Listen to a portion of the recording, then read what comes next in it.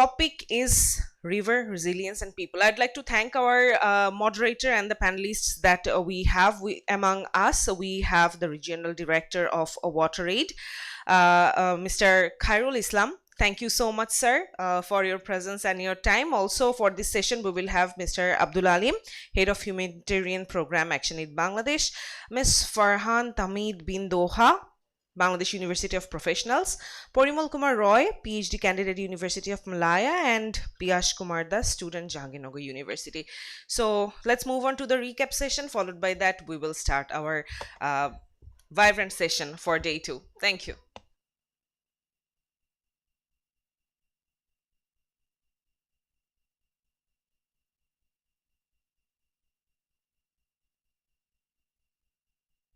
Good morning, Assalamu alaikum, and welcome to the 9th International Water Conference, the second day.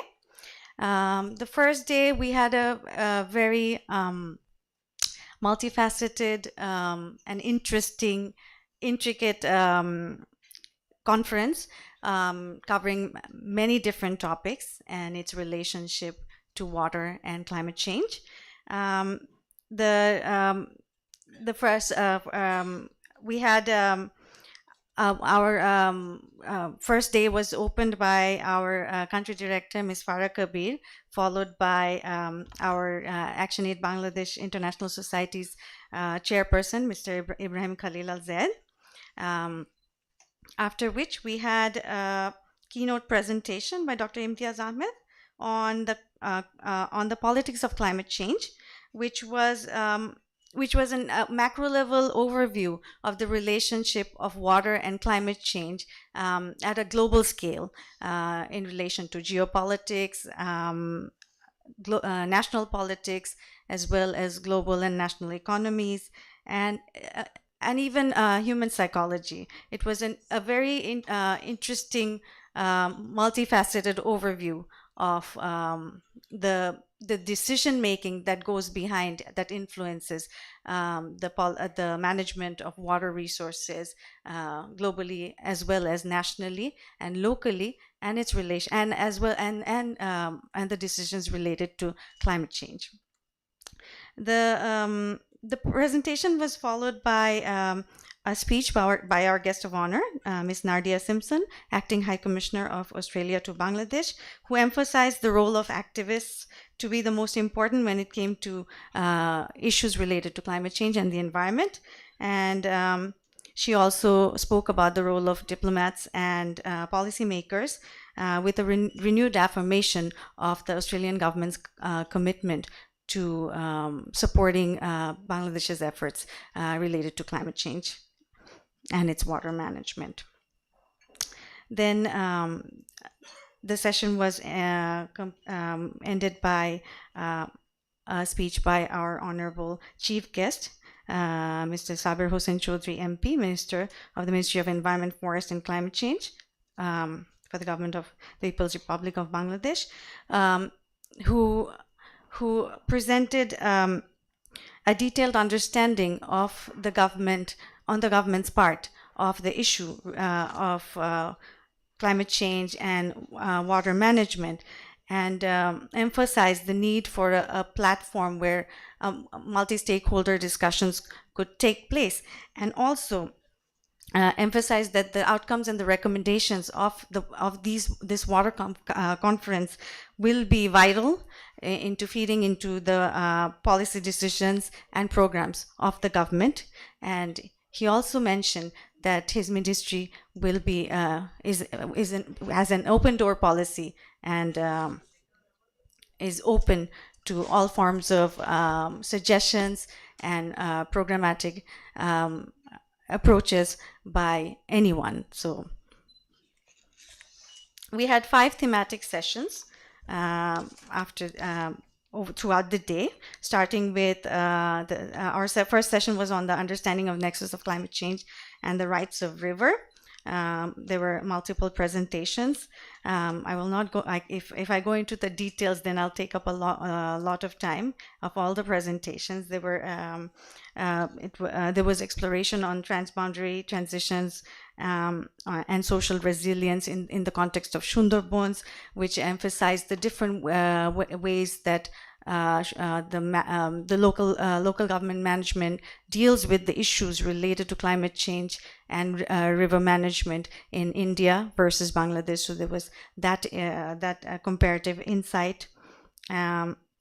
Then the second thematic session was on climate change, rivers, risk and vulnerabilities, where we had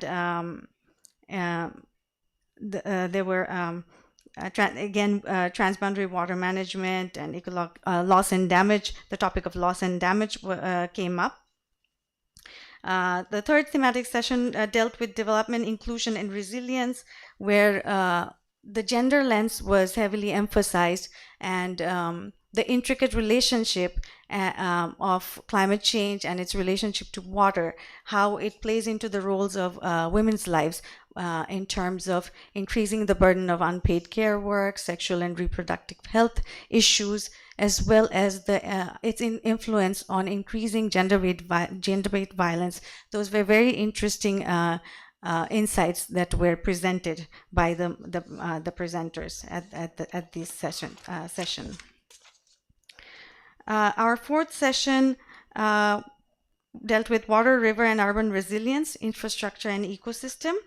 Here, the urban perspective came into play, and its relationship again to climate change and water management, and how how climate change induced migration, and how the urban marginalized population are affected by the lack of infrastructure and social safety nets.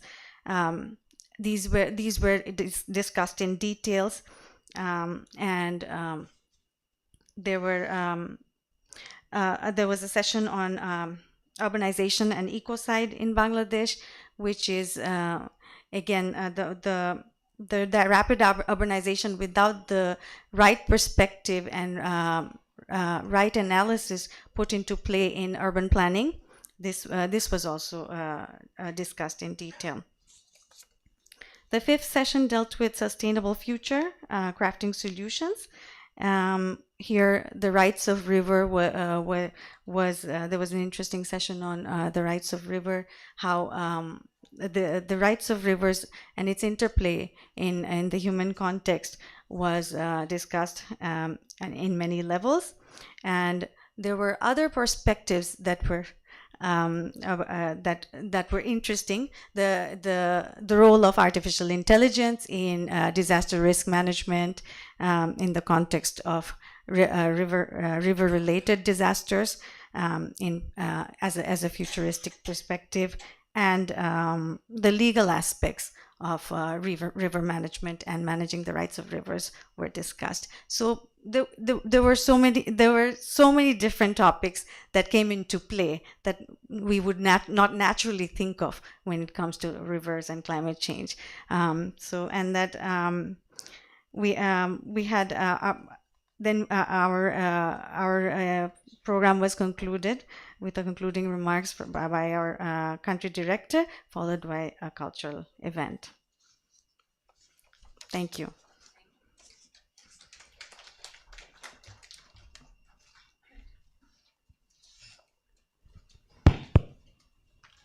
Thank you so much, Tanzir for your insightful information from day one. So day two begins with Khairul Islam, the Regional Director of WaterAid, moderating river resilience and people.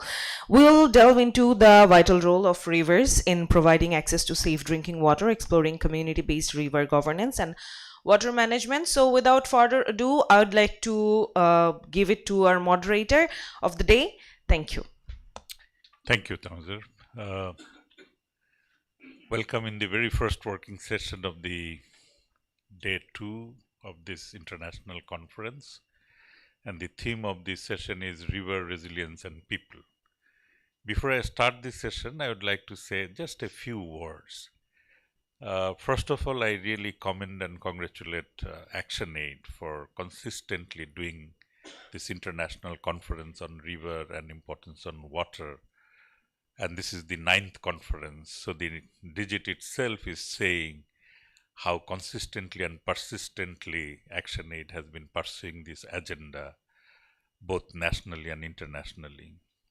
And second, I'm grateful to Farapa for inviting me here to moderate this important session on river resilience and people. Now, the theme of this session has got a word climate change at the end. But the topic that we are going to discuss today, river resilience and people, the importance of river in context of both globally and in specifically in South Asia is hugely important. And if we look back into the history, if we look into the famous and old civilization, we'll be seeing that most of the famous civilization were on the bank of the rivers, starting from the Egypt. From here, we don't visit that place that much, but if we recall, which fell in Pakistan, Harappa, Mohenjo-daro, and starting from, and if you look into the Mughal emperor, I mean, you'll be seeing most of the forts were built on the bank of the river. Now they have shifted, so we see them within the city, but it was originally built on the bank of the river. And those who go to see Taj Mahal in Agra and all these places, you'll be, some of you may know, but I would like to remind you, Mughal Emperor Akbar actually shifted his capital to Fatehpur Sikri, and he couldn't sustain there because of the water crisis. So he understood the importance of having a city and civilization beside the bank of the river. So he moved back, and you know how the Taj Mahal is located and how the cities were. What we are seeing the condition of the river now, this is not exactly the attributes of the climate change, but majority of those were man-made or caused by the people. Then again, it is the people, the pollution. Maybe a small number of people, maybe some people out of ignorance is polluting this important source of water, which is basically the lifeline of the people, their livelihood, their food source, you name it. I don't want to elaborate. Then knowingly, unknowingly, whatever damage we are causing, again it is the people, if they become conscious, if they take collective action, it is the people whose resilience can revert the situation, can maintain the situation, can improve the situation. In today's session, basically, the 3 papers that we are going to be listening to will be on that resilience of people on river and water and its linkages and the interrelationship, and how potential it is if the resilience of people are there, how water bodies can be saved, how water can be made available for the good causes of people and the benefit of people. So in this session there will be 3 papers, and the presenters are here, Alim, Doha and Porimal. I'll be introducing them. Alim is basically a veteran development worker with 23 years of experience, and for the last many years he has been with ActionAid. So his paper is basically on resilient river and island communities. But before I hand over it to Alim, I would like to remind the presenters that your allocated time is 10 minutes for the paper, and one of ActionAid colleagues has agreed that she will be reminding you when it crosses 8 minutes, so that we remain within the time, because the allocated time for this session is 1 hour, and I don't want to cause any delay in the next session, which will be moderated by our good friend Nayoka. So please bear that with us, so that at the end we get few minutes of time for question and answer. And for the participants and audience, I mean, if you have any question, kindly note it down. We will do the question and answer session after presenting all three papers. So without further ado, may I request Alim to kindly present his paper.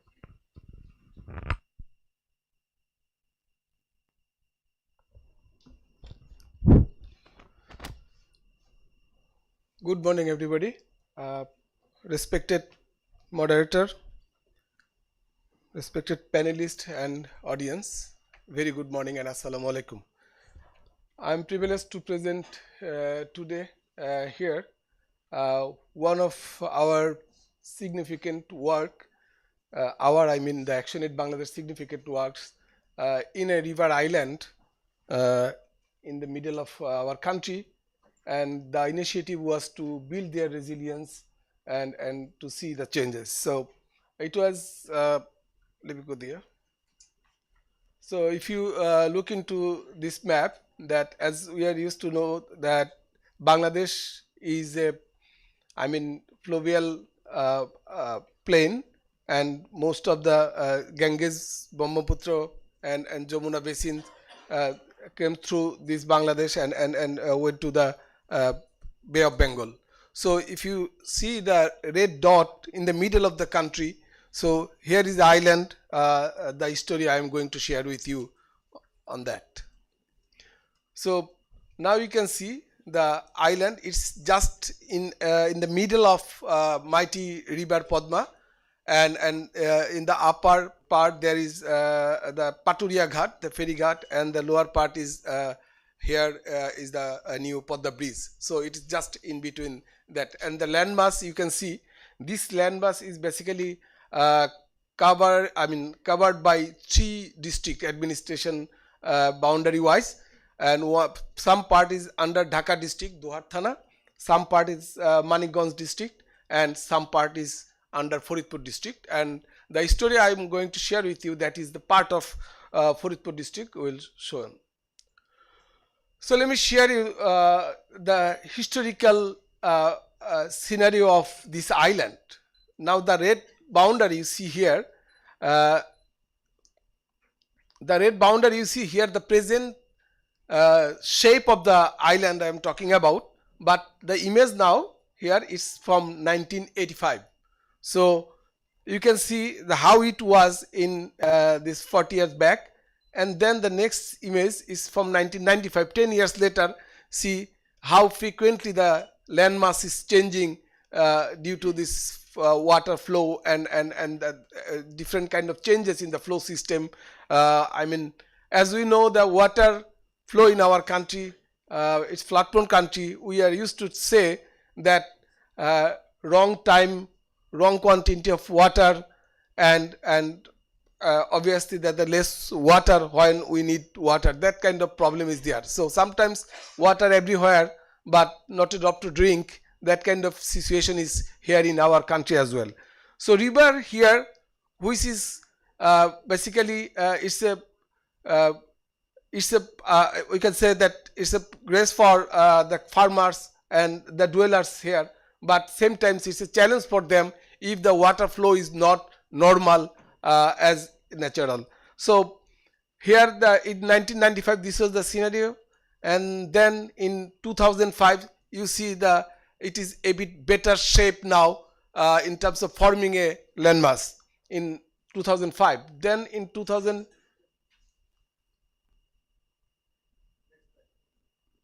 yeah, so now the 2015 you see the shape is a bit better, and the shape it goes the way now that can be survived better in a flow system in the middle of a river. The geomorphologist they will understand better on that issues.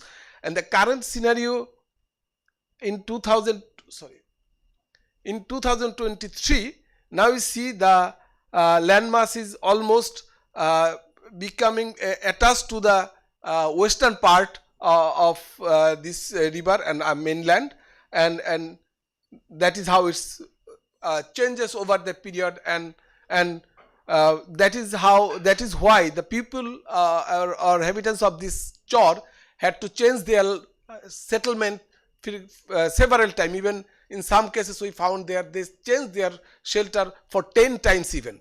So can you imagine that how the socio-economic condition can go? And landmass, when landmass is eroding, and then everything is lost, not only household, all the assets and agricultural land and everything. So the story now we will share about the part of this island which is basically under Faridpur district. If you see here, so the part in under Faridpur district is known as North Channel Island.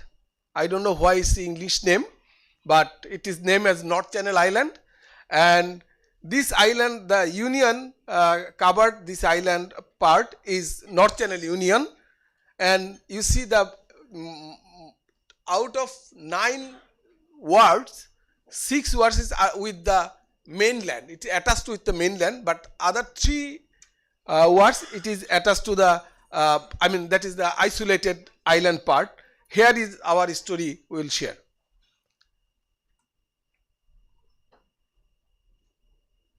Oh, it's not changing.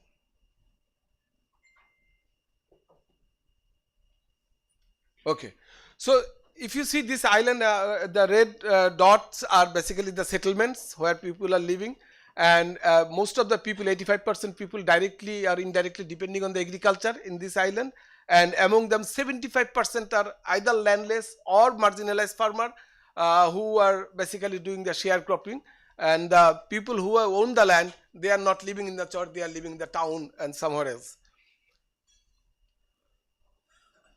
So if you look into the challenge of this chore, when we started our journey here in 2010, and we worked there for 3 years till 2012. So our findings was like that. The main challenge was remoteness and lack of access, especially when during the monsoon season, it's really difficult to access that chore land. Even if people are sick, they cannot travel to the town for getting health service. Frequent flood, as you know, loss of family assets, shelter, crop, soil quality when it gets, I mean the sand covered the land, that again it goes, I mean quality is an issue then. Early flood is another phenomena, basically due to that they lost the standing crops because it's early comes, I'm sorry, yeah. And then seedling gets delayed, and then drought. You can think that in between the river how the drought is come. Basically, it's due to the erratic rainfall during the dry season, even monsoon in between monsoon even. So there is a problem. Thunderstorm is a problem. People becoming landless since they are due to the river erosion, extreme poverty because they lost their asset over the period, lack of public service, no health facilities, no agriculture extension facilities, no livestock services, which are very essential for the livelihood of that community, and finally the lack of information and market linkage. Whatever they are producing, they don't have the market linkage in that area. So the approach we followed here, I mean usually ActionAid followed for any resilience building of any community. Basically we put the community in the driving seat when we facilitate the process, and we call it people's research, or in Bangla we call Gono Goveshona, where basically we sensitize the people, we aware and empower them with the information and tools, and then they analyze their problem themselves. And one of our role is to provide them scientific knowledge as well when they have the traditional knowledge, so that they can blend scientific and traditional knowledge and they can come up with their own solutions by themselves. So they analyze the root cause, they analyze the capacity and available resources in the community, and then they come up with the solutions for each and every problem, challenge, and they go for pilot as we support through that. And finally advocacy on that with the local government, which is the primary tier of the government, and they are connected with. So now I am giving some example of the solutions which was identified by the community and supported by ActionAid. That first of all is related to crop, that they developed a climate smart crop calendar. I am not going to detail. Crop diversification was one of most important for that island. Agricultural technology transfer, so that they can harvest the product very quickly considering the early flood, and also plowing very quickly before the flood comes for the monsoon crops. So, and also to survive from the drought. So those are the agricultural technologies we have to introduce. Then diversification of livelihood income, which is very essential for resilience community in terms of livelihood resilience. If you cannot depend on one specific livelihood options, if you consider a resilience community. So diversification was one of the important tasks. So providing them different kind of options as per their identified modalities, and then we also engage the school students for the as to aware and prepare the next generation. They also were community and try to identify solution in their community and share their knowledge with the community through the fair and other ways. So model resilient village, as you know, that all our land get inundated, and that is horrible. Yesterday one of the participants was talking about that. So this is one of the model resilient village which was supported by one of the person from UK, and her name was Doreen. We used to call this Doreen village. You can see I'm not going detail, but every household received one house, one cow, one latrine, solar system, tube well, kitchen gardening options with the and school and food shelter. So you can see the detail of that later. And we established UP sub center because as we mentioned that there is no service provision in the in this island, and main union office is in the mainland.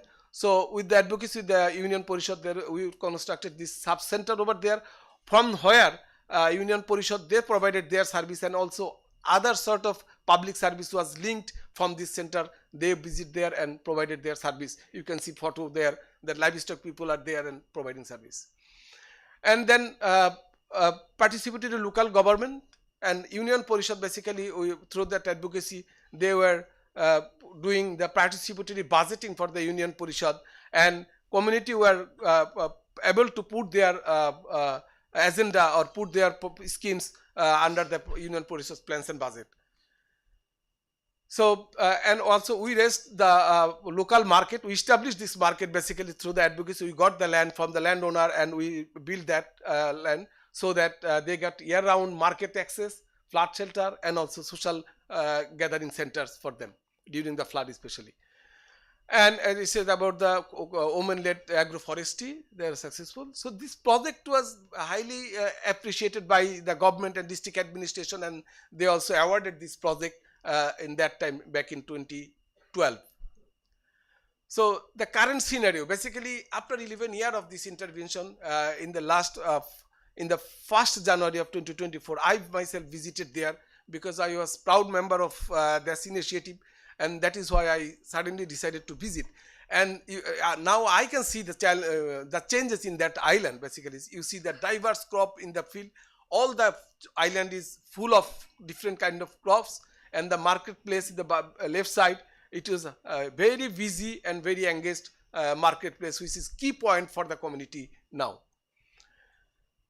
And here I would like to just can you play it? So one of the household family in that island.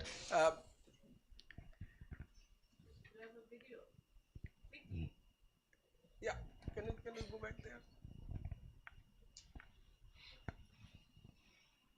Last slide.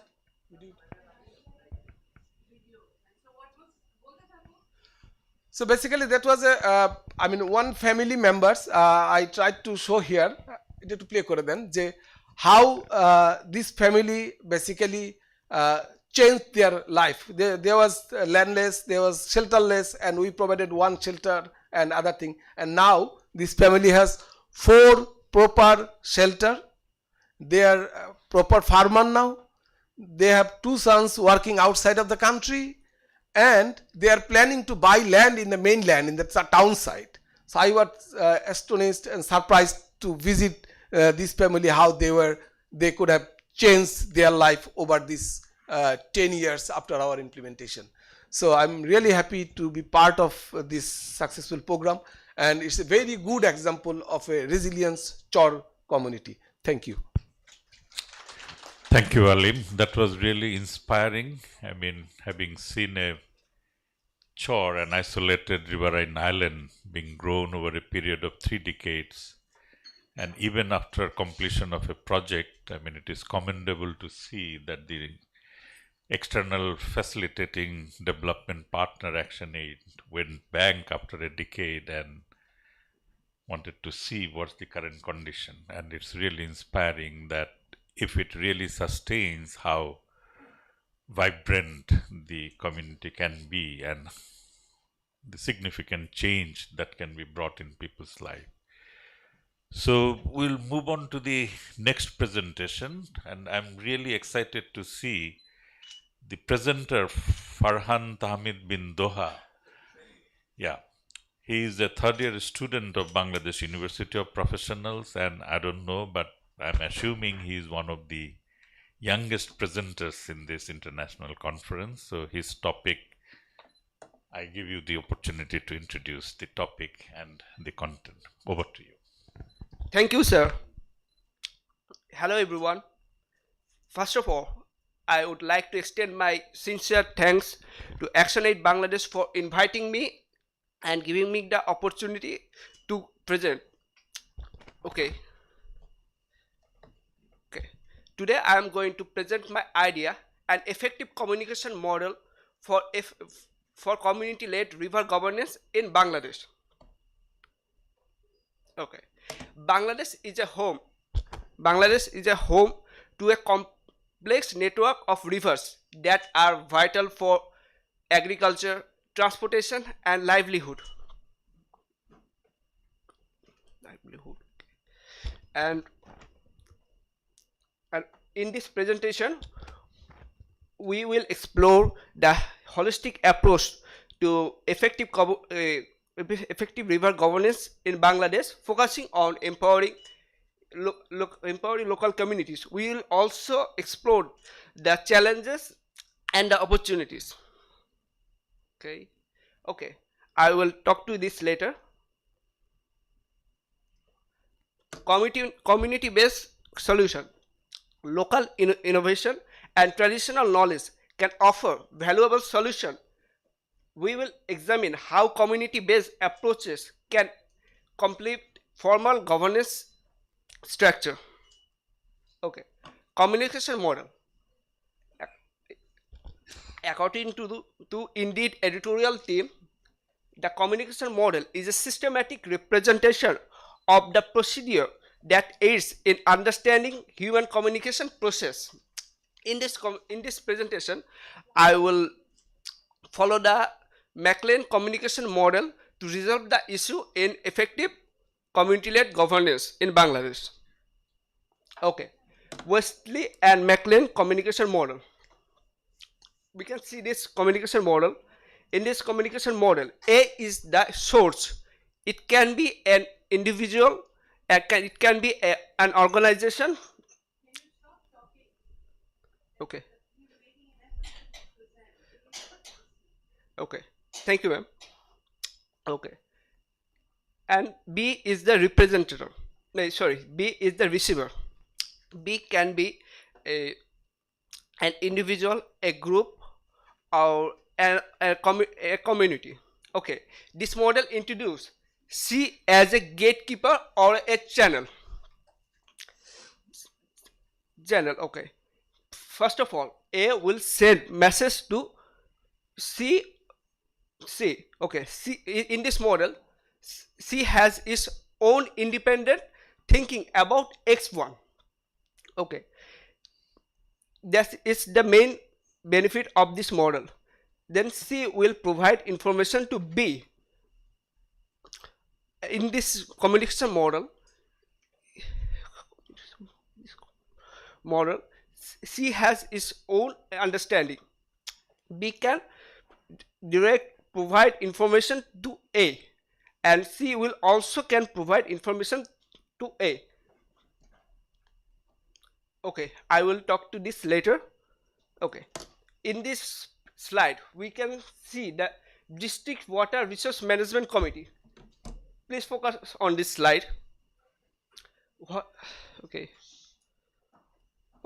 this is the Upazila Water Resource Management Committee, and this is Union Water Resource Management Committee.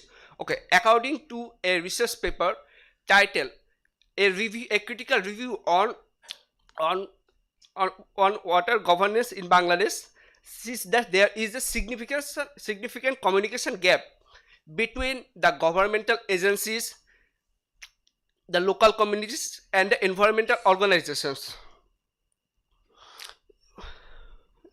The poor information flow hinders the effective collaboration, leading to mismanagement of resources, inadequate disaster response, and insufficient consideration of community needs in decision making.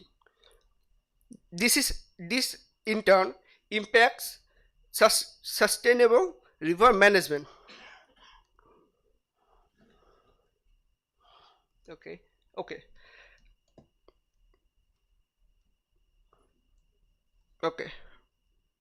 I have suggested a communication model for the community-led river governance. Okay. There is Deputy Commissioner DC as head, local MPs, Police Superintendent, District Agriculture Officer, District Forest Officer, District Environment Officer, District Fisheries Officer, 5 members for local NGOs who are researching on this topic and approach to solve this resilience. Okay, 3 professors on expertise in this topic. We will select the professors who have experience about this river governance, and they will be the stakeholders. Okay, 5 experienced stakeholder as member. We'll select 5 experienced stakeholders who are in this segment. We will select the experience and we will focus on the educational background. If anyone has bachelor, masters and PhD, they will get preference in this model. Okay. Chairman of Chamber of Commerce. Thank you, ma'am. Okay. Regional head of Coast Guard, Upazila and Union Chairman. In this model, we have seen no local leaders, but local representative like MPs and Upazila chairman. They are in the advisory panel, not in the executive panel. That can be, sorry.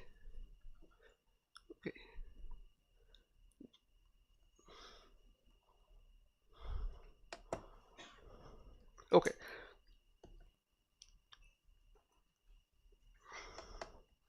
Okay, so it is very much easy to understand this is a bureaucratic model. In contrast, people representatives such as MPs, Upazila chairman are part of the advisory panel, not in the executive panel. There is a single representative from NGOs who is also nominated by the Deputy Commissioner DC or Upazila Nirvahi Officer UNO. A completely bureaucratic model tends to be rigid, slow, and disconnect from community needs. In contrast, a community-led model fosters local insight, adaptability, and addresses specific community challenges with greater responsiveness. Okay.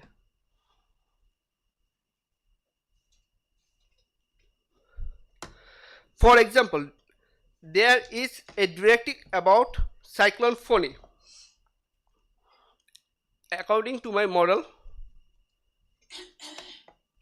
okay, sorry. In this model, A is the Ministry of Water Resource Management, and B represent the stakeholders, and C represent community-led river committee as gatekeeper. There is for example, there is a directive about cyclone Fani from Ministry of Water Resources. In this case, A will provide information direct to C. The committee will decide how to communicate with B, considering that it includes members from local communities and local leaders, making them well suited to handle the situation effectively. They can employ various communication channels such as community radio, yard meetings, and or miking. For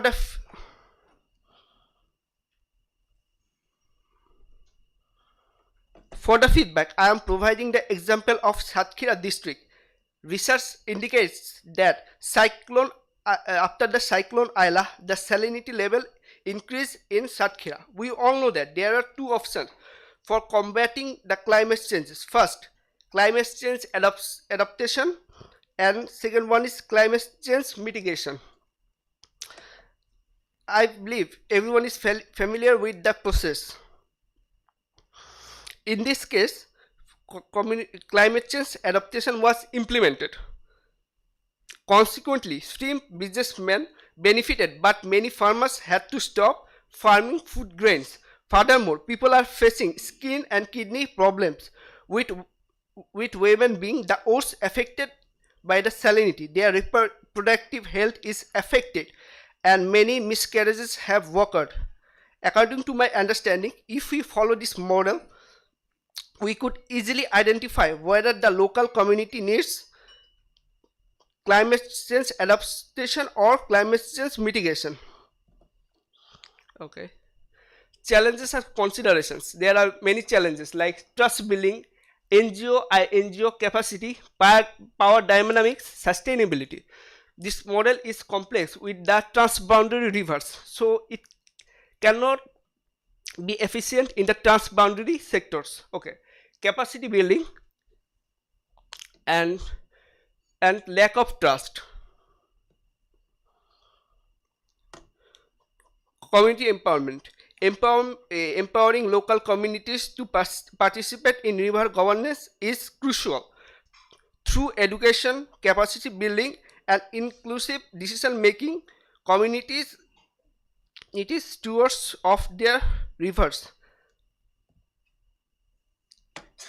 Sustainable Development Goal. Aligning with UN Sustainable Development Goal, a holistic approach to river governance can contribute to poverty reduction, food security, and environmental sustainability in Bangladesh. Okay, my references, there are my references. Thank you, everyone. Is there any question? Thank you, ma'am. Yeah. Thank you, Doha. I mean,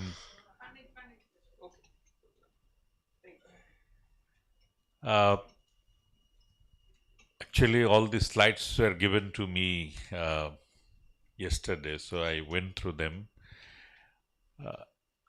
I would really like to appreciate the effort, I mean, Doha being a student has made, and I would like to summarize for the benefit of the audience.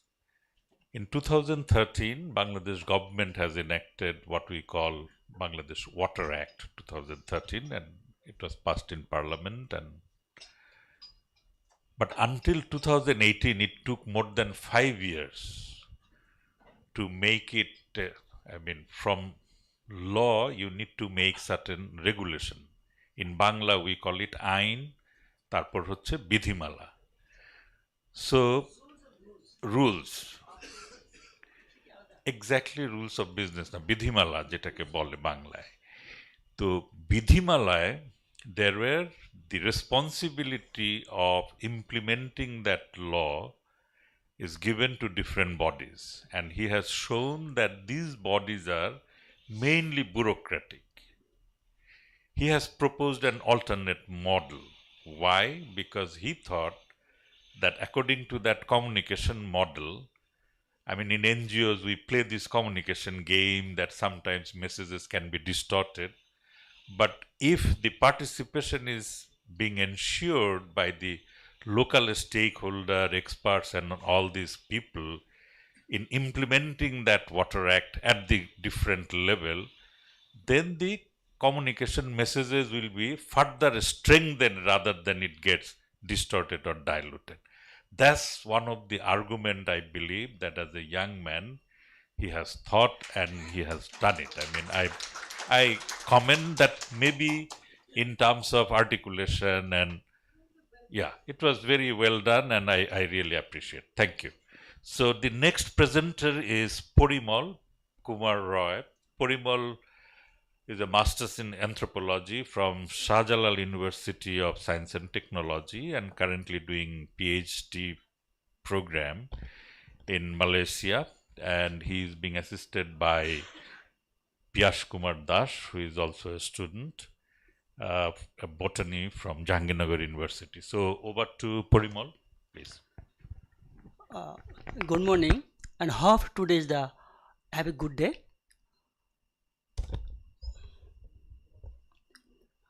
Slide.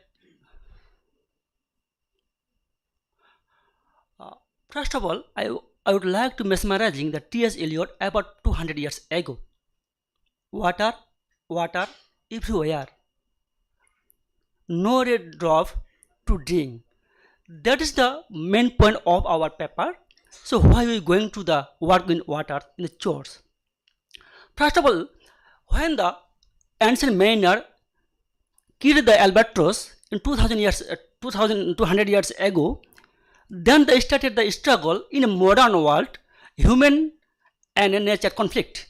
So that is the conflict cascading the catastrophe over the world, and we are doing the climate justice. But first of all, that is the climate change. But now the world, now they're talking the point and burning issue, climate justice.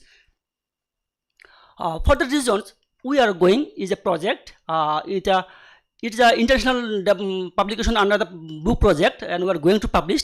And before them, 1 year ago, we have published the climate change of the shore dwellers. So that is the consequences of this paper is a book under the consideration of the international publications. So we are here I am, and another my two colleagues or friends. One is the Piyash Kumar, student of Jahangirnagar University, and Arnold Islam is working as a Swiss contact in the northern part. So when we not a single drop to drink, but that is the questions we will work for all to make sure the development, the justice. That's why, not only that, apart from the SDG Sustainable Development Goals, is declared its POSI, no one behind the left. So why will not work for the marginal people or the minority people according to Amartya Sen? It is a background source. We have the operational division taken from Lahiri Dotto and Samantha. I think that is a very more perfect to describe the chord area. That is the one type of peninsular we can say in a words. So that is not the part land, partly water, neither fully water nor fully land.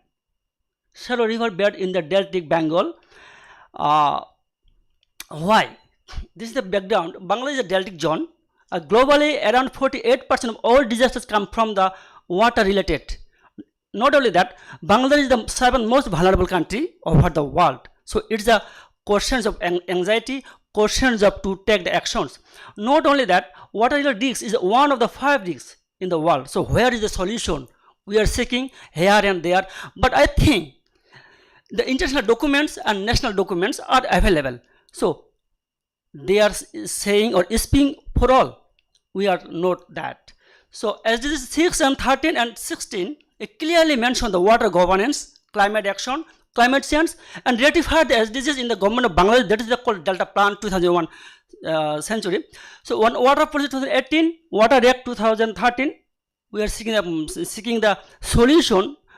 Exactly solution we are not saying that, but we are saying the alternative model. Why are not we will not work, we will not think the alternative for the development, for the climate change, for the climate actions.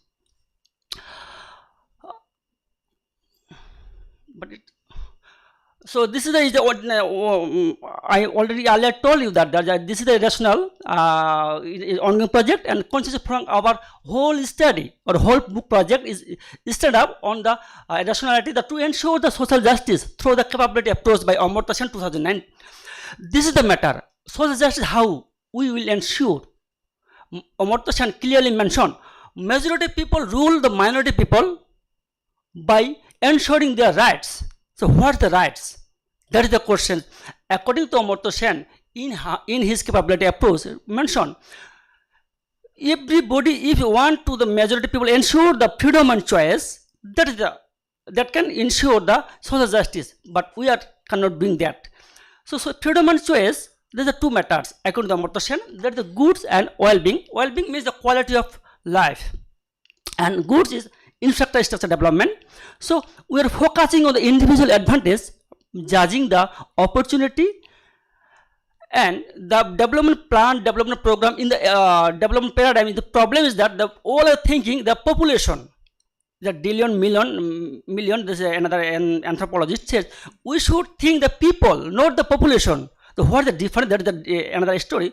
So people thinks what the minority. We should we should heed their activities, actions. What are they working? So that is the development politics or development problem. So in that case, we are looking for the matters, the freedom and choice on the three spheres. One of them the climate reliance on water, and the inclusive chord people and agri production. Our the first paper with the agri production of the chord dwellers. So inception of the chord, that is the included development. Whatever the capability approach they say, we should include the minority people. Why we say the minority people? Because the over in the Bangladesh 170 million people, but among the 170 people in the 15 million people in 15 million people in the chord areas, and among those people 2.5 million people live in the northern part. So we are going to work in the northern part in Bangladesh. In the concept framework leads our research question and research objectives of the study. So what are the uses of water in the chord areas? And second objective is why do the chord people multifaceted problem or challenges? And within the legal framework, we are working the legal framework. And how can water significantly contribute in developing framework for their inclusion aligned to the international documents such as SDGs? So three research question leads our the three objectives, and one is to explore the water-based practices in chord areas, that is the socio-economic profile of the chord people, and to identify the water-related challenges chord are within the legal framework, and to develop a alternative development channel or framework we are going to propose after the working. Sorry. We are working over there. You know that generally the chords are divided into 5 categories in Bangladesh: Podda, Jamuna, Brahmaputra, and Upper Meghna and Lower Meghna. So we are working in the Podda river in Chapanabangons and the Jamuna river in the Sirajganj, mostly renowned for the chord people. Our methodology is the ethnographic. We approach the qualitative, and theory will be guided as guide of philosophical, that is the capability approach, and the neoliberal trend. By the way, I like to share my thinking level is a post-positivist. I am. So post-positivist is the matter when every framework, any policy, any NATO, any rules and act sees and want to analyze there's something to be clarified, something to be needed to actions for further action, for further development. That is the post-positivist. And I am following the neoliberal trend, the modern trend. And we will do the study of 100 respondents for the 6 chords, 3 Chapanabangons and 3 Sirajganj. And theme based we will analysis, and another analysis tools is sustainable livelihood framework by the DFID 2006. It's the for the work for the minority people or disadvantaged people. This is the our research question 3 and research question objective 3. We are linked up the national and international documents how to the work and what are the loopholes or pitfalls of the water governance and management. As employee of the Bangladesh government of Bangladesh, I am sure, not only sure that there are so many loopholes. All the SDG, Delta Plan, Water Act, Water Policy 2018, all are thinking the development as a population, not the people. Sorry, think the people. So we think work here, and there have a lot of opportunity to work to ensure the sustainable development. That is the equitable development. Sustainable development, I think it's a unhappy consumption or unhappy coupling what I introduced in the water academia in the world, and I challenge the world. The sustainable development is not can ensure the sustainable development, because we think it should be ratified. And other names we have the another publication the international. So sustainable development, not equitable development. We should ensure that without the equitable development, sustainable development never be sustained.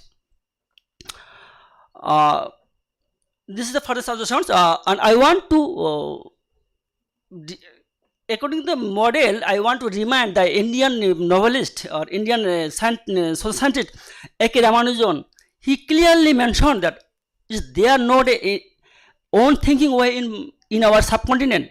I think, of course, and finally I concluded the great novelist Kamal Kumar Mukhopadhyay very citation on his famous book or novel Antarjul Jatra Alo Ashbei, that means light forthcoming. I strongly believe that alternate development framework will be work for the betterment. Okay, thank you.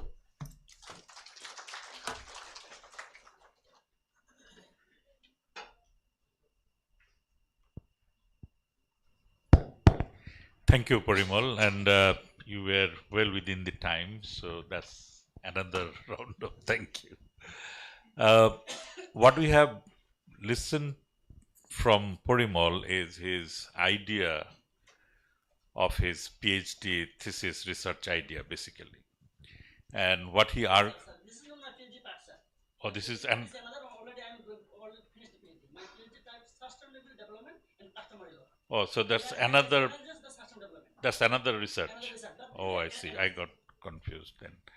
Anyway, so what he has proposed is based on a study, the study which will basically be focusing on Amartya Sen's social justice concept. And the other thing which he actually wanted to focus is water issues, how the water is being shared, used in chore areas amongst the people, that he wants to explore, and what are the research questions that he would like to address in that study. So this is, if I consider all three presentations, they really flow well. First, we heard from Alim about how resilience of people can really lead to sustainable development in a chore area over the period of decades. Then we heard, how Water Act can be slightly, or the rules can be slightly modified and can be used for better communication at the time of disaster or any kind of events. And here we are listening to specifically focusing on water in the chore areas, how those can be gainfully used by the chore people maintaining social justice. So these are the three papers in summary. Now floor is open and we have exactly 15 minutes time.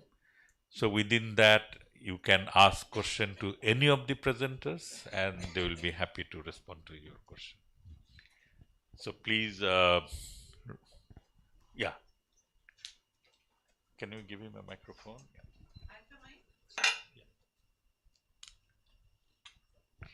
Please be brief and say if it is a question or a comment. Yeah.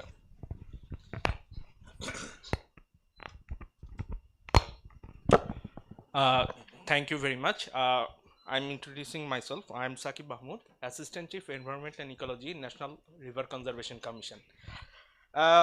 Today's the three presentations are quite good for us. At first, I have three questions for three presenters. Okay. For Alim Bhai, I have heard about him because he worked on the chore land lots of time. For the resilient river island, I have worked in the Manikganj district.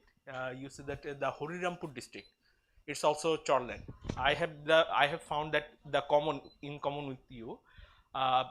In my master's thesis, I worked here. Here the flood forecasting issues is the prime issue. For the resilient river island community, is there any opportunity to have the flood forecasting in the hydrological analysis for that? This is the first question. And for the Farhan Tahmid bin Doha, for your kind information, your presentation is quite good. You said that you utilize the water management committee there. There is also National River Conservation Act 2013, which was based on the historical judgment. There is a writ 3503 in 2009.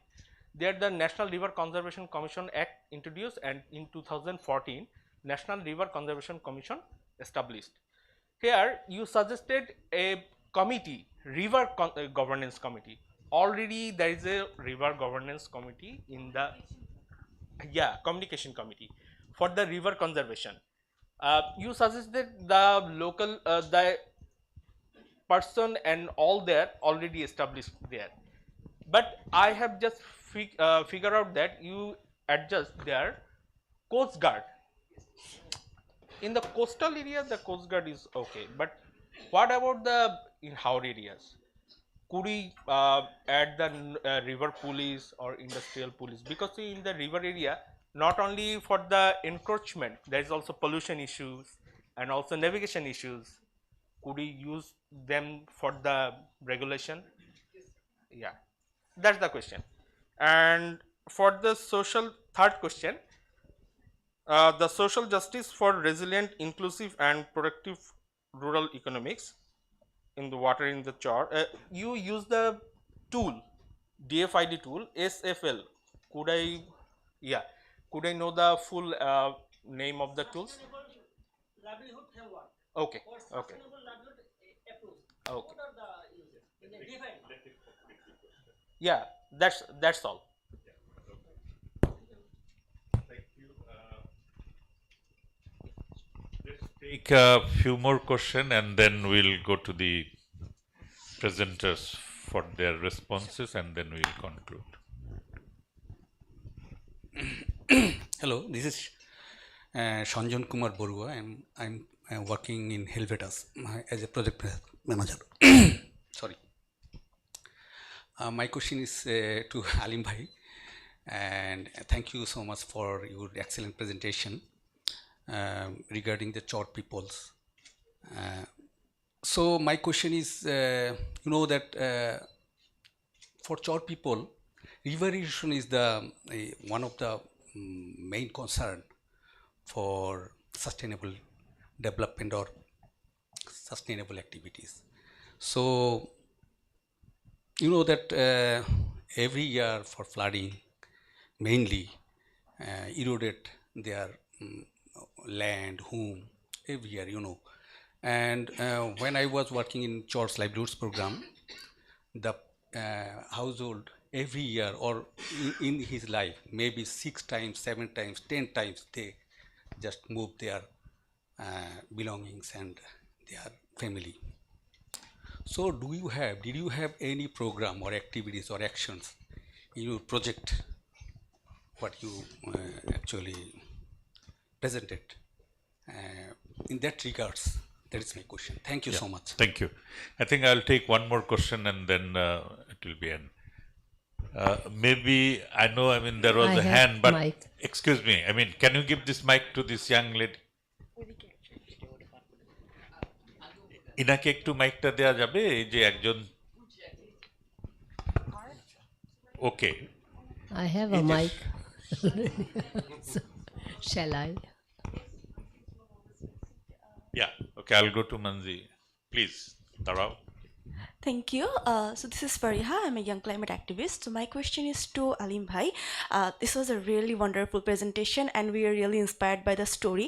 But do you have any thoughts how youths could be a part of this, sustainable development and how this inclusion work? Thank you. Okay, thank you. Over there. Thanks.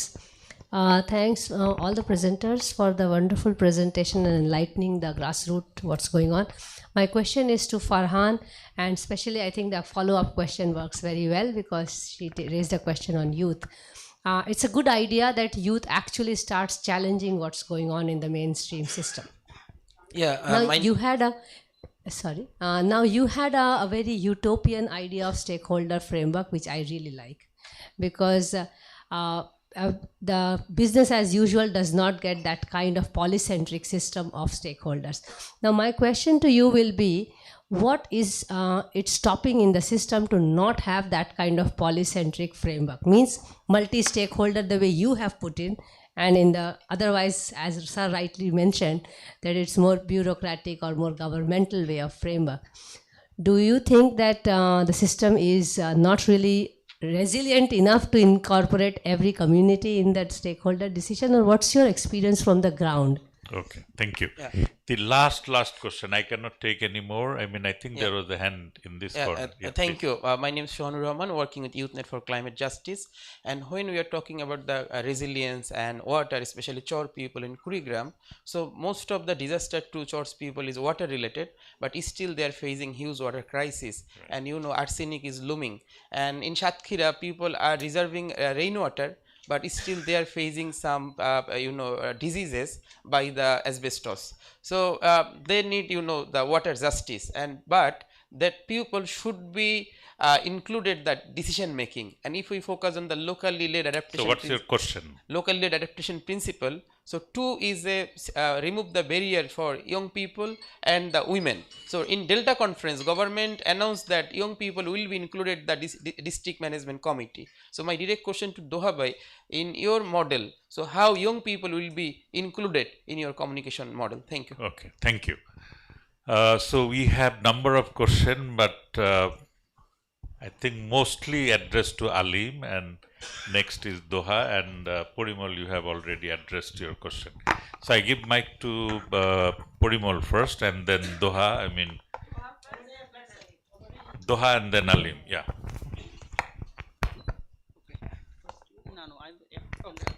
Okay. First of all, your first question was river police or any other. Okay. In this model, we can add river police or other authority instead of the coast guard. Okay. And my second question was, is it possible to resolve all problems in this model? No. This model cannot be useful in the complex situation like transboundary issue.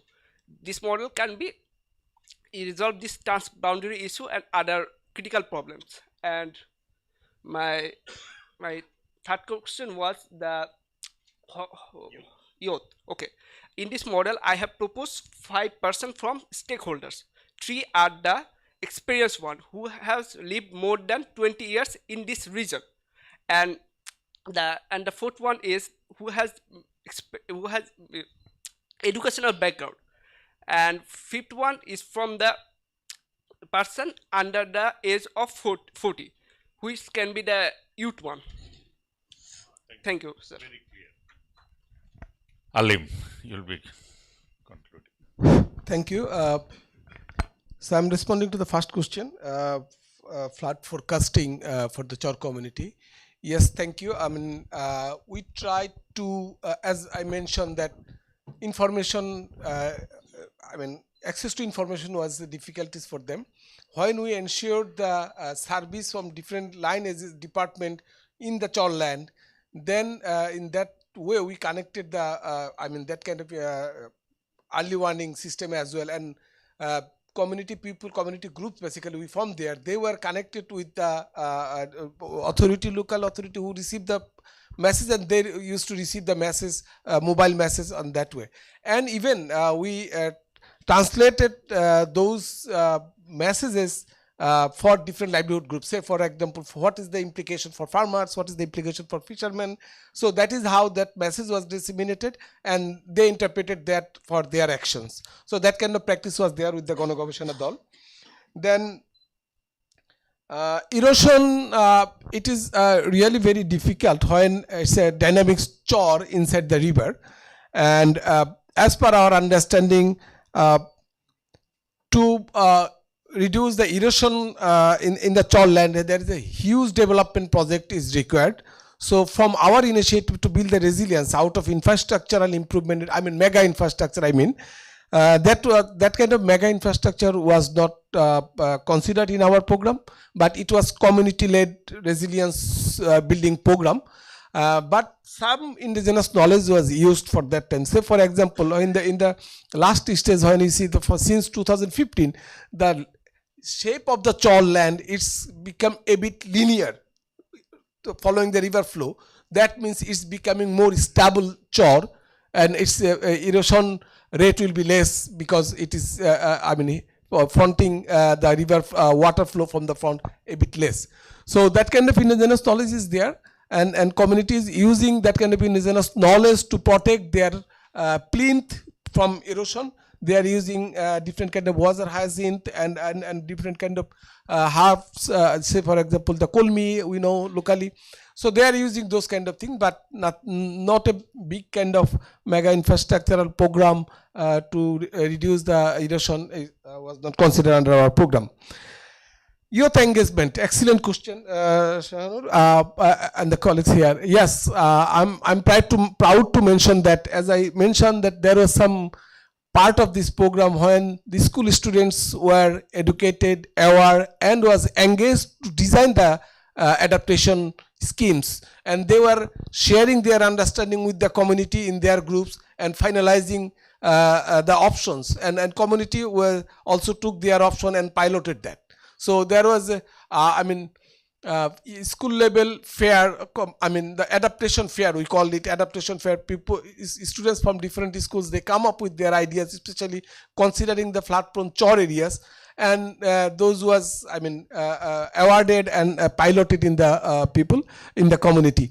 And to facilitate that in the school level activities, we engaged 4 activist team members that time who were engaged with the Action Aid activist, and they were in the chor. They went there, they worked with the students and with the community and come up with the solutions, which was finally piloted by the community as well. So yes, young people was part and parcel of this initiative. Thank you.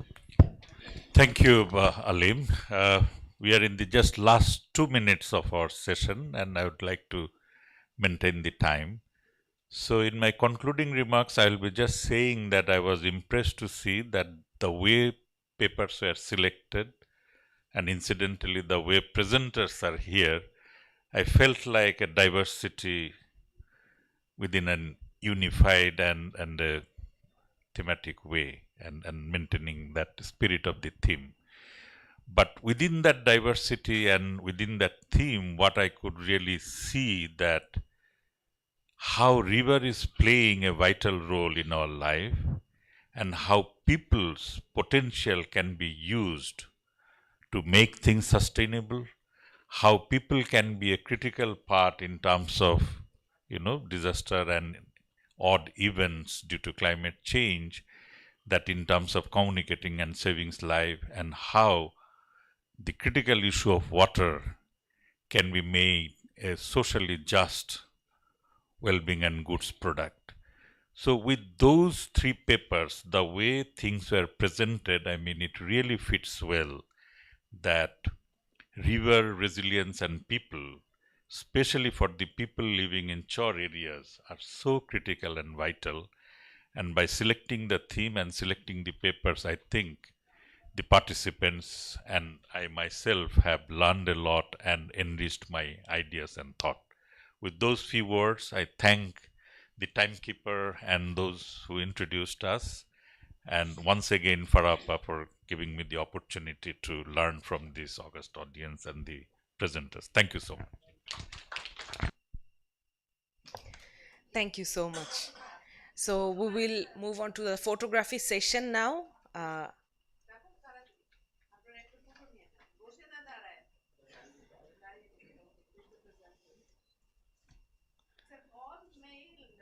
Panel, yeah. There were brilliant participants. After light দেখা যায় না।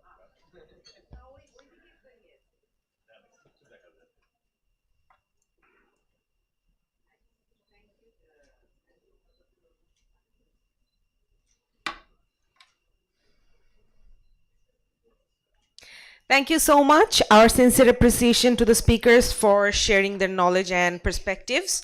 And we shall be handing over our gifts to our panelists of this session, and followed by that we are going to move towards our next discussion. In the upcoming 7th session, Naoka Martinez Backstrom, First Secretary of Environment and Climate Change at Embassy of Sweden, will guide our exploration of water and river engagement of young people. This session emphasizes the vital role youth play in addressing water-related challenges and combating pollution. So for this session, it's my honor to introduce all the other panelists that we have, along with Ms. Nayoka Martinez Backstrom. We have Anu Dahal, Program Officer, Nepal Water Conservation Foundation. We have Mr. Mir Muhammad Ali, Assistant Professor and Chairman, Sher-Bangla Agricultural University. May I have a round of applause for the panelists of this session? Thank you so much. And this session will also be conducted followed by a question answer session. And about the time, I'd like to remind the time once again and the housekeeping note. Please, jara apnara asha jawa korchen, PCR এর সামনে যে প্যাসেজটা আছে, kindly সেই সেশনটা use করবেন। And as Farapa says, asha jawa na korai bhalo. In case that's an emergency, please use the passage over there. Thank you. Over to you. Good morning, everyone. Do we need like a bit of stretching, or are we okay? Yeah, okay. We're eager to have lunch today after this session. But I'm always excited when we are talking about youth engagement. But I'm also impatient because, you know, we talk so much about youth engagement, but I would like to see that there's actually progress happening.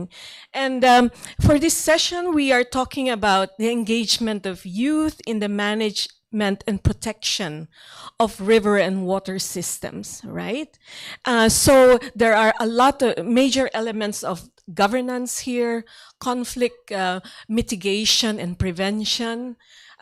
There is a huge, you know, like issues around pollution, whether it's on the policy side and enforcing existing regulations, and also proliferating or promoting good practices around management of river and water. Okay. You too. Yeah, so that smart. Okay. They're very eager to contribute. Maybe next time we'll make this like a round thing. Okay, but what is exciting as well about this session is that it links or it follows up from last year's conference, which is on the role of youth, right, in water and river management. So now we are actually looking at how is this engagement of young people actually happening in practice? Do we have, you know, like the right measures or indicators to show what meaningful engagement is? How do we systematize this engagement, right? I will just say just a quick example from my experience, because I'm a development partner and my interest is to make sure that the programs that we support are actually true to, you know, youth engagement, that we are not, you know, supporting any, what do you call this, youth washing or tokenism. You know, it's happening so much. I mean, we have to accept that, right? I remember just 2-3 months ago, I was in this place called Shalika Upazila in Magura, and we were talking about setting up a river, community-based river management body for the Fatki River there. And, you know, it was a very well represented meeting. You had the agriculture officer there, you had the fisher folks and the fisher officer there, the Upazila chair, everyone was there. And then youth, they were not there. And so when we were asking, so how do you intend to bring in the young people? I said, but aren't they supposed to be in school? You know, but then the more, you know, we dissected this question of true engagement of the community and sustaining it, the more they realize, okay, but the young people will continue this work. The young people will have to learn from our mistakes, you know, and the young people will have to see to it that this experience in Fatki River Basin is actually being implemented in other river basins close by, because they're all connected, right? So I'm so excited that we have two quite different speakers today. I haven't seen their presentation, so that's also part of the excitement. So our first presenter is from Nepal. So then we have the regional perspective already coming into the discussion. And then we will have another second presenter from Bangladesh. So I would like to give the floor to Ms. Anu Dahal, who is Program Officer of the Nepal Water Conservation Foundation. And she will speak about the nexus between river rights and climate justice and how the youth perspective is so important in developing the policies and programming around this. So, the floor is yours.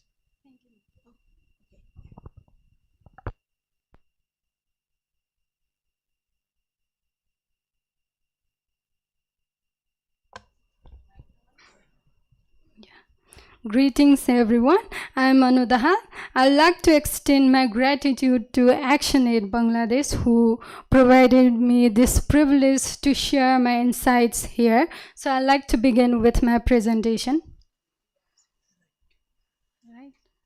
Okay, this is the topic of my presentation, which is the nexus between river right and climate justice. It's a youth perspective from Nepal.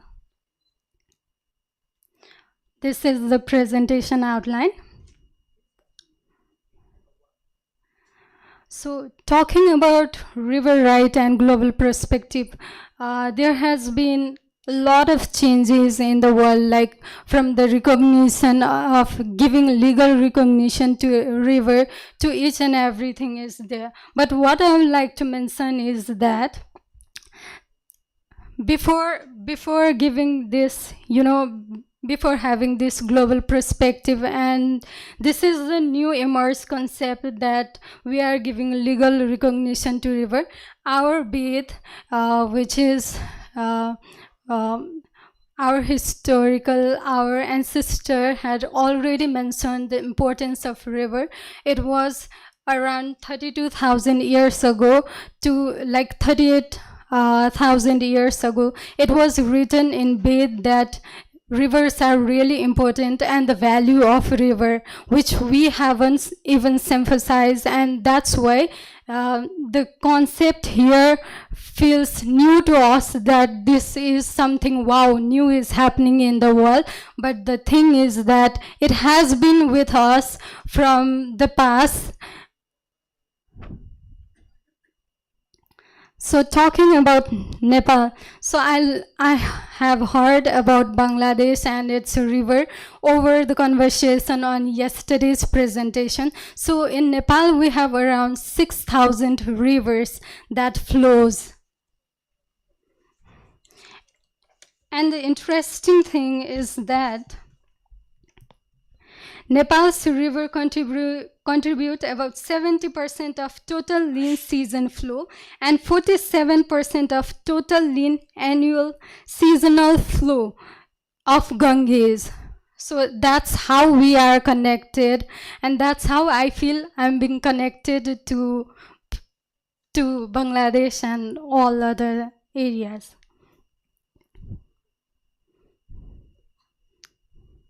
Sorry. So when we talk about Nepal's Himalaya, how it enters the plain, so this is the picture which shows that there is the landslide that has been seen in the picture. So what I would like to mention is that there are a lot of talk in the media that Nepal is sending flood to other countries and all things like that, which is just a hoax, because Nepal itself is dealing with the issue of flood, and recently the landslide issue is the most prone issue in Nepal, which has not been even recognized. There is no scientific data and research to validate it. And this all happens because of because of climate change. Why I will say that is, it's because we are having extreme precipitation in the upper Himalayan sides, which is very fragile, and the monsoon, which is mainly predicted to have within the range of 25,000 meter has shifted up to 5,000 meter, then we can imagine that how fragile we are. That's why we are having the issues of landslide and flood because of the river sediment which flows down and has drained all over the area.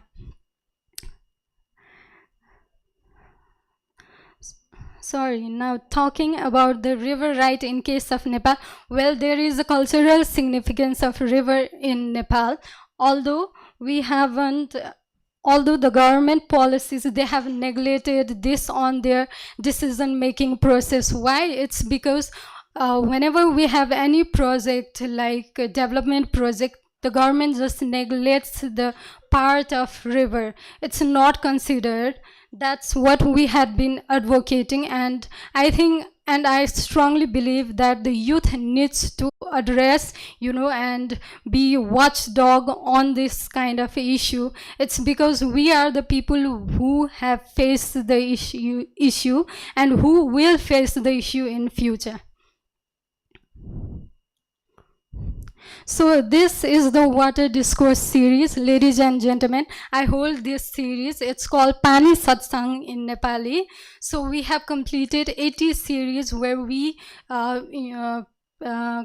invite all the guests from different faculties and have chit chat with them about the issues of water and what will be our next move. So we conduct this kind of program.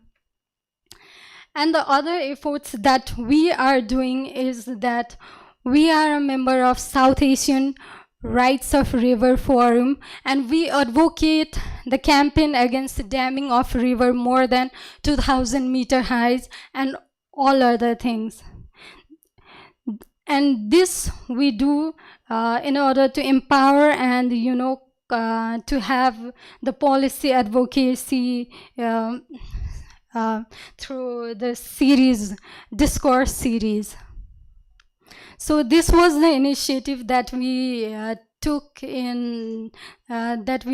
took recently on COP28. So we have, as you can see in the picture, that we have a person over there who is differently able, and he's one of the person from my organization who is involving there because he represents that community and he represents the voice of such marginalized people, and he's speaking about his hurdles and what things are needed for them to adjust with the issue of climate change and water-related disaster.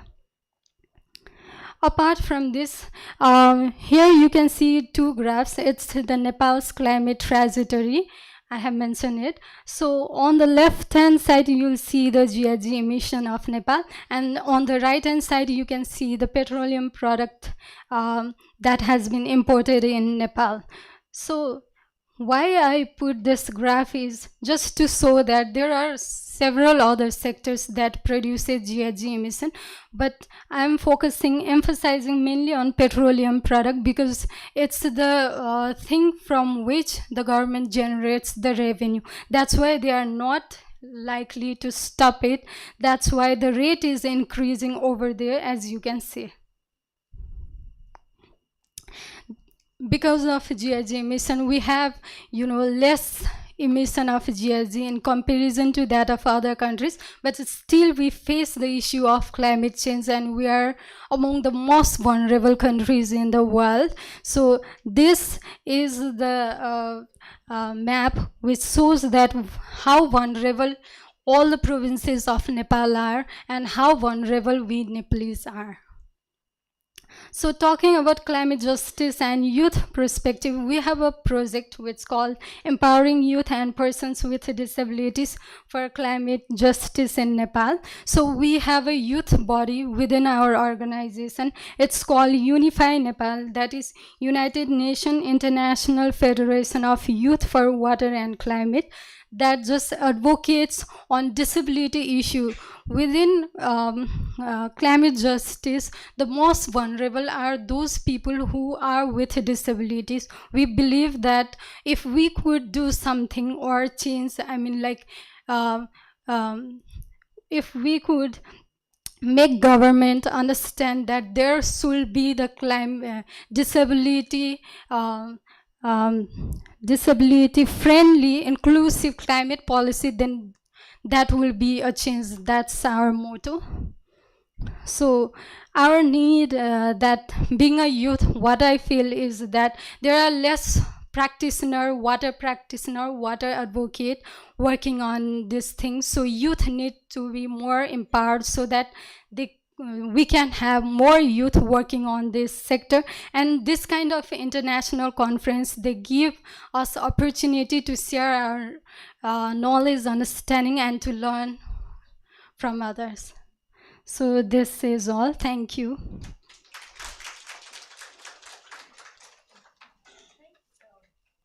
Thank you. It's a very nice presentation, because I like the fact that you started with this, how the whole idea of giving legal recognition to a river actually changes the way we value it. Because normally we would, if we were like livelihood dependent on a river, it's always like a one-sided thing, right? We don't see the river as a finite resource that will act, that cannot be replaced. So the moment you destroy a river body, I mean, I haven't seen a good example of a river resource that has been restored completely, where people did not have to leave it and let it be. So, but that is difficult in Bangladesh, because people live, they subsist on whatever they can get out of the river. So we have to find that balance, and we also have to recognize the conflicts that come out of the different activities that we use the river bodies for. Very good examples on how young people are actually trained, increasing their awareness, being trained to be watchdogs. Yes, that's good, because it's a way of implementing the legal recognition of rivers. So I wonder now, perhaps in the discussion about how we will promote more youth-led enterprises that are actually focused on sustainable river use. Because that would be a next step, not just the awareness and going to conferences and all that, but actually, you choose a career as a young person that is actually, embedded in maintaining and helping protect the river systems here. So our next and final presenter, Mr. Mir Mohammed Ali, Assistant Professor and Chairman. You're very young looking. Are you sure you're Assistant Professor? It's the young session, youth session. I'm suspicious. You're so young. He's going to present about youth-led engagement to address river pollution. Super important for Bangladesh. So if we could focus on like the practicalities, what are the barriers for youth engagement, and how we can sort of like systematically be part of river pollution prevention, that would be great. Thanks. Thank you. Firstly, I would like to give thanks to the ActionAid for inviting me. We have last 1 day already we have know about the different types of crisis on water. So today we would like to know about the pollution and how we are destroying our water body. My presentation outline, I will try to know about the what types of activities are doing by the youth in our country, and how we can mitigate it, and how we can improve in our present situation. So there are many rivers, water, and everything. We know how we can continue it on what will be the next, but we use the river as a dustbin, because municipalities are thinking waste have to go in the river, and the city corporation also think it will go in the river. We use it as a dustbin, I think. So that's why the situation is not improving. When there are the more precipitation, it's the rainy season, we are thinking maybe the river is in the good condition, but when it's in the winter, it's the same condition again. So sometimes people says Buriganga is already restored, but they are thinking it when they are in the rainy season. But in the winter, it is the same situation, and because we have not seen the remarkable change in the Buriganga and other rivers also. But if we see the present situation, one statistics is near about 6,000 tons of liquid waste is daily dumped in the Buriganga river. Just we are in Dhaka city, that's we are talking about the Buriganga river, but we are talking about the pollution of Buriganga, but the pollution is going to the Tetulia, Meghna and other rivers also, because they are ultimately go to the sea. So another thing, there are 7,000 tons solid waste is going from the Dhaka cities regularly. What is the situation?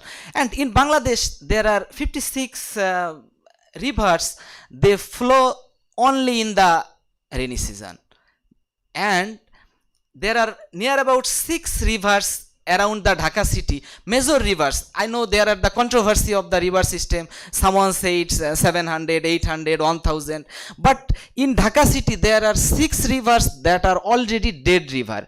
We called it they are biologically dead, because last when I was working with the river in 2014, I found near about 14 to 15 species for analyzing how what types of heavy metals, plastics available. But last year I have sampled only sucker mouth catfish. I think you already all you will agree upon me. All are sucker mouth catfish, because we have bought the sucker mouth catfish for only for the purpose of cleaning of the aquarium fish. But now it is in nature, they are surviving in the Buriganga river. Only sucker mouth catfish is here. 2 or more species is also here, that are shing, magur. They can take oxygen from the air. That's why only 3 or 4 species only in Buriganga river. One professor has already published a paper, the plastics in the Buriganga. They mentioned rui, katla, mrigel and other fishes. I was surprised how it is possible, because the Bangladesh government has the policy to release the fry of many fishes during the campaign of it said National Fisheries Day or etc. He sampled that types of fishes, but it is the not the present situation of the Buriganga river. So we already discussed about the pollution and the source of the Buriganga river and another river. Everything there is the pathogen source. There are different types of heavy metals, plastics and etc. And there are the different types of organic chemicals, hydrocarbons that are really destroying the ecosystem of our river system. And there are many people, they are dependent on the river system. Asif Nazrul sir is here. He has already published a book of the Gangetic system. There are many people was dependent on the system, and we have more than 5 lakhs people. They are absolutely dependent on the Hilsha only. But last 2 or 3 years there are the declining of the Hilsha fishes due to the ban and the excessive pollution in our riverine system. So I have published many papers. I just summarized some of 1 or 2. That is the microplastics, heavy metals and etc.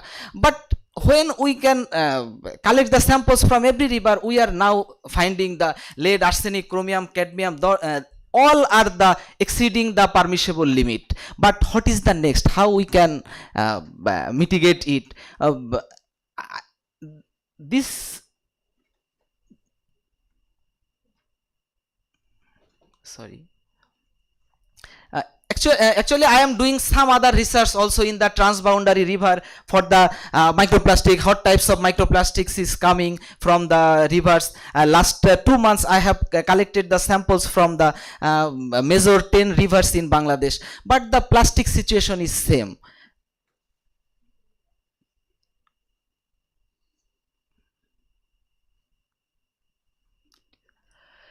So, what can do by the youth? Because in our university there are many youth, when I say something they just do it because they are committed. When they think we have to do, they just do it within 1 or 2 days. It's possible by the youth. So they are doing a lot, and in our country when they are empowered they are doing everything, but we have to give them support. The support can there are different types of youth-led engagement in our Bangladesh. They are trying to work for many types of regional rivers in our country, and after that they are doing some innovative actions to support the river, to maintain the river flow. There are also different types of activities by the youth in different, I have just shown some of the pictures.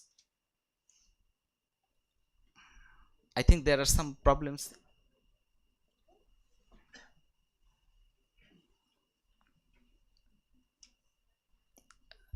Can you please help?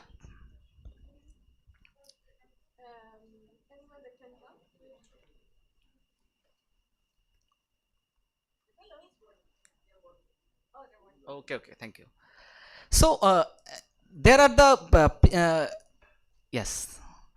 I have just shown some of the picture how Bangladeshi people are working for mitigating the solution.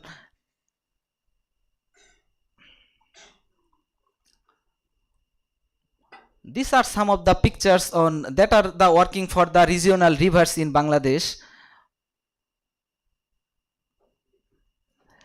There are also some of the cleanup program in many countries. There are the cleanup for encouraging the people how to remove the pollution from. There are the World River Cleanup program. There are some other companies, Coca-Cola, Pran. They are trying to show something they are doing in the Cox's Bazar. It's 1 or 2 days campaign only. So that are some of the rivers in across all over the Bangladesh. There are the destroying of the river. They are publishing the news in the national papers. They are saying you should do it. You have to minimize it. You have to stop it. But we don't know what will be done in the next. So the youth can be with some network, because one youth have not the power, but there are some collaborative projects to do some research, media partnership to engage with them, and there are some skill development of the youth, because they have to say something, they have to express their voice to the wide audience, and we have to manage some innovative campaign to manage it, and how we can in our Bangladesh there are the many plastics, and as it's the cost is so low, we have not to stop it, but we have to minimize it, we have to manage it.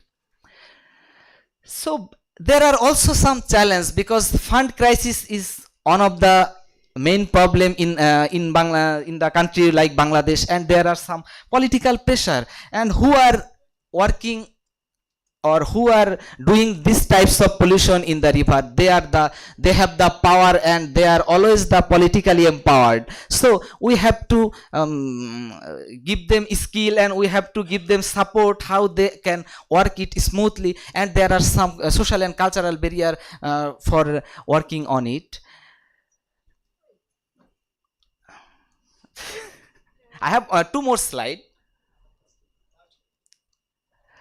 Okay, there are some online monitoring system, and there can be some innovative challenge, and we have to update the statistics, which rivers are polluting and there are many organizations is working, but we don't know them. There can be a collaborative action to mainstream them actually in one platform that can we can share their knowledge in the wide audience, and there can be some other actions. How can we collectively combat this problem in our Bangladesh? So thank you very much. I think the youth have the technology, the youth have the power. They can easily minimize this situation in the near future. Thank you very much.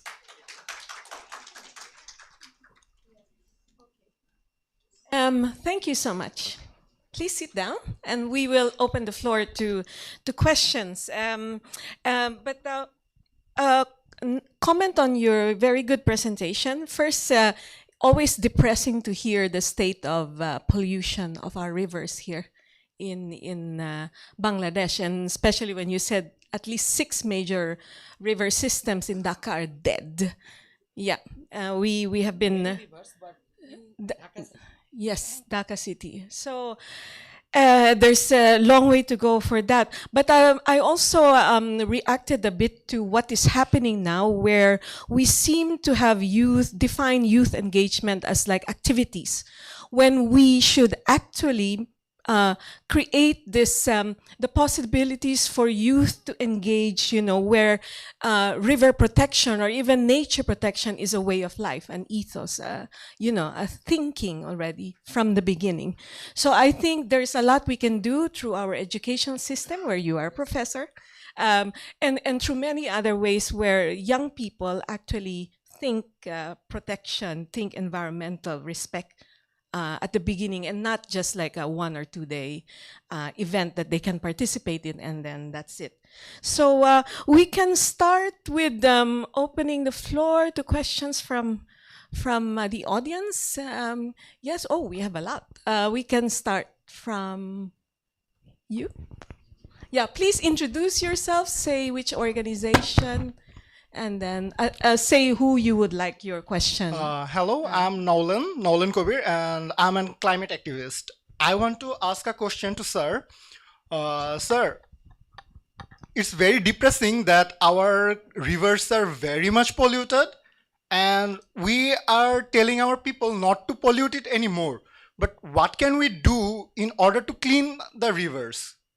Because as far as I know, our present approach is let's not clean it, let's not make it more dirty, and hopefully the nature will take over and clean it itself. But as activists, we have to do something in order to make the process faster and clean it by ourselves. Thank you. Okay, we take 2 or 3 more questions, and then both our speakers can answer. Thanks. Hello, my name is Zayed and I'm from ISAC. So my question is to sir that you didn't mention, okay, when we talk about river, we have to talk about those who grabbing river, right? And those who take sands from river though. And if I give you an example, a couple of months ago, we have cleaned a canal inside Dhaka. It's in Mohammedpur. It's at Mohammedpur, and the project name was Khale Hobe. And we cleaned the entire canal within 2 days. And we were the youth, only 98 youth. So youth can do anything, but when you talk about river and canals in Bangladesh, basically, you have to talk about the political power and those lawmakers and member of parliamentarian and who are grabbing our river, right? So I couldn't find any insight from your slides that you were talking about those. So not only by polluting us, we are definitely polluting our river, but they're the more culprit, those who are taking our those who fill the river and grabbing the lands. So yeah, so what's your observation over there, and how could we address, as we are youth, we don't have too much power, so how can we manage these powerful people? Thank you. One more. Yes. Thank you so much. I'm Farzana, youth advocate of UNICEF Bangladesh. I wish I could actually ask a question, but I will more say more of a comment, adding with Nayoka and this bhai as well. When we talk about youth engagement, we have seen how youth can engage, and obviously youth who is doing in rivers and cleaning is doing great works, like showing everyone what we can do. But at the same time, youth are also working in policies, and that's the thing we see missing, and that's why we think, oh, youth can do this much. And I want to share that no, youth can also work in policy, and we have done it before with international conferences on Asia Pacific and Indian Ocean, which was organized by Dhaka University and Ministry of Foreign Affairs, and youth had their youth. So I just wanted to add the comment that we actually missing the policy part. Let's let our speaker respond first, and then we get to the next round. Thanks. Thank you. My first answer will be, you have rightly said what will be the next or we are polluting, and there need to be the change of the behavior. But in our Gangetic system or in our Bangladeshi rivers, if you stop for 1 year, all will be cleaned by the nature due to the natural flow. So firstly we have to change our behavior, and if we can stop it 1 or 2 year, I believe that all rivers will be in the previous situation. This is the first answer. And another thing, I have mentioned some youth-led initiatives, but I have missed, and it is the time shortage, I have not showing it. But it's a really a good initiative I have seen, and the people also seen. But you have cleaned on river, but the drainage is stopped. The drainage system is stopped. All municipality waste from the Mohammadpur and everything are destroying the river again. So 1 or 2 years later, if we cannot continue it, it will be destroyed again. Thank you. Okay, next questions from this side of the room. No. Oh, okay, sure. Thank you, sir. Actually, we are several times seeing our area, southern part. Youth and NGO initiate this canal and river is cleaning, but first start and hijack our areas, city corporation, Pauru Sabha and political parties. So we think we are not able to fully this type of work. What your suggestion, this type problem? Thank you. Actually, I have already mentioned the polluters are the musclemen, and the polluters are the people, they are sheltered by the politicians or something. So before the national election, we was participated in a program in the Khulna district Paigasa. There are the MPs and the voters are same table. They discussed, and the MP has committed he will not shelter any types of polluters if he wins, and already he has won, and we can see what will be the situation. In that situation, there was the UNO, OC and other peoples. I think if we can conduct some types of program. I think after the program there has published the news, more than 40 daily newspapers and 20 TV media program it has shown. So he will think I have given the commitment. It will, I believe that it will not the same situation before. So I think these types of activity have to be continued, because we have to say again and again, but we believe that it will be solved on time. Thank you. So, our moderator, we have a hand raise from online. Can we take that question too? We're connecting the online question, Mr. Arafat.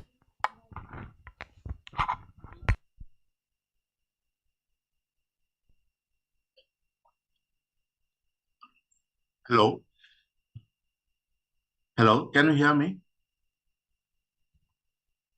Hello, Yes, can you hear yes, me? we can hear you. Please raise Well, your thank you. questions. Okay, thank you very much for the opportunity.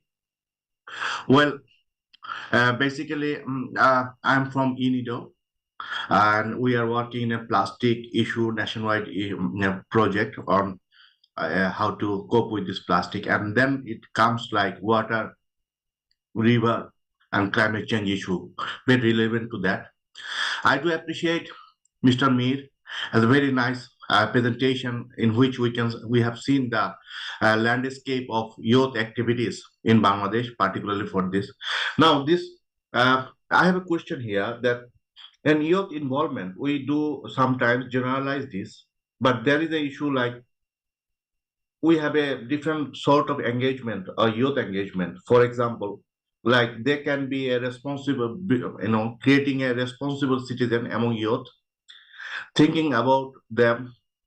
Some of them can be advocate, some of they can be protester or be activist, or some even can be a professional who really guide the policy landscapes and operation of the country.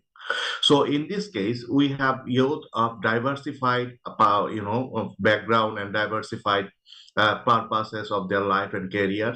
Based on that, if you think about the youth engagement, then we can, actually penetrate into the society and create a social mosaic where this water, river, and climate change issue will be more integrated into the next future. So, and the second issue is basically we are dealing with the consequences actually for a long time. Our river is polluted. Now we are dealing with the pollution, but that's the consequences.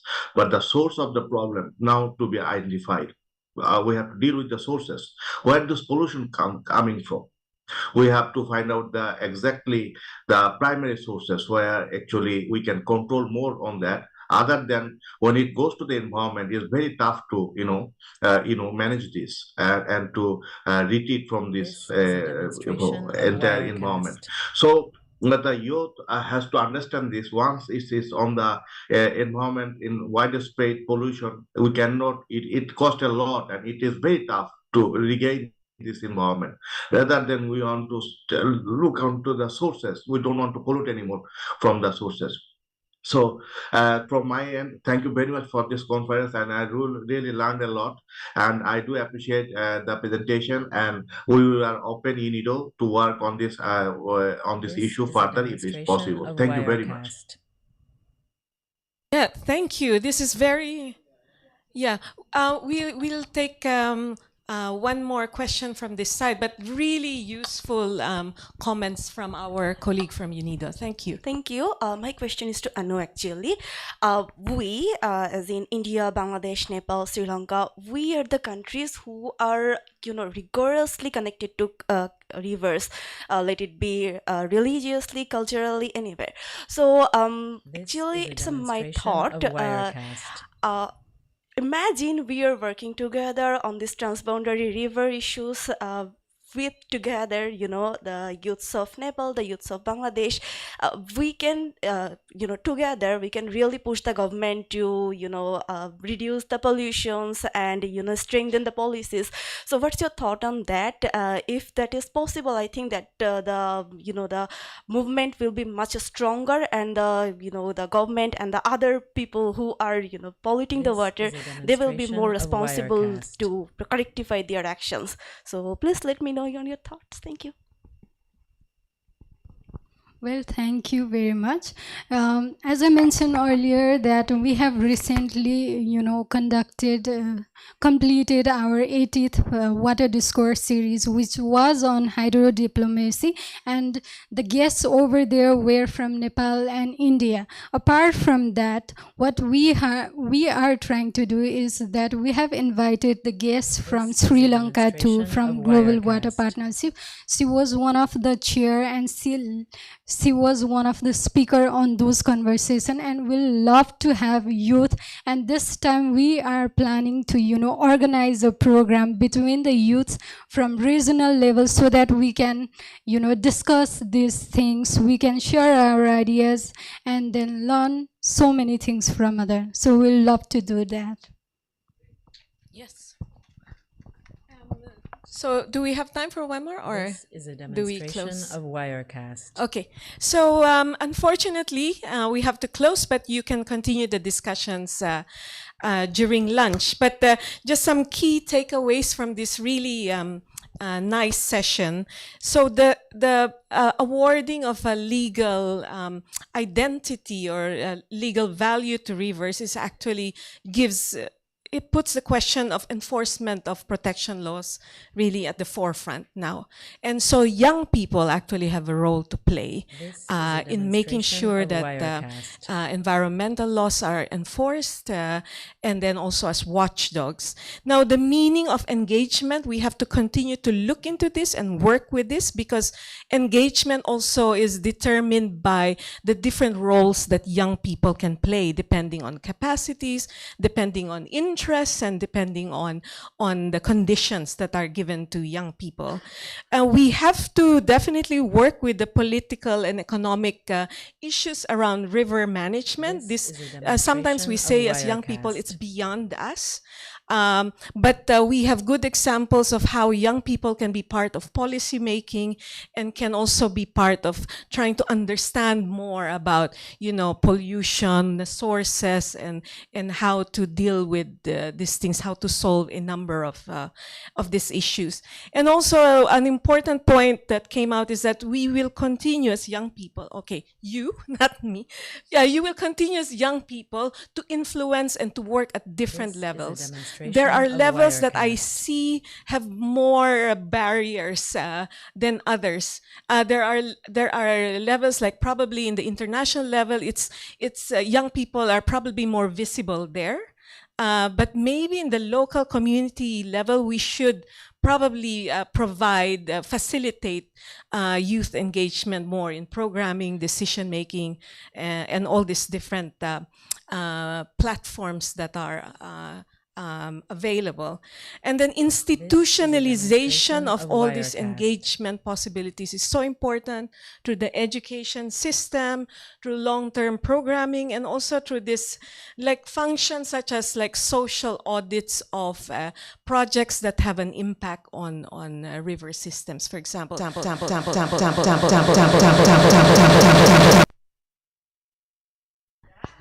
I think it's a sign that I should sing my last point. Okay, and I will end here. A good example that the panel has presented is all the possibilities to learn between Nepal and Bangladesh, between Nepal, Bangladesh, and the rest of the region. We will continue to learn, and I thank ActionAid for providing exactly that platform for learning and bringing forth all these experiences so we can do things better. So thank you, and I hope you enjoy lunch. Not yet. Okay, I'm the one who's excited. Would request you to take a demonstration of Wirecast.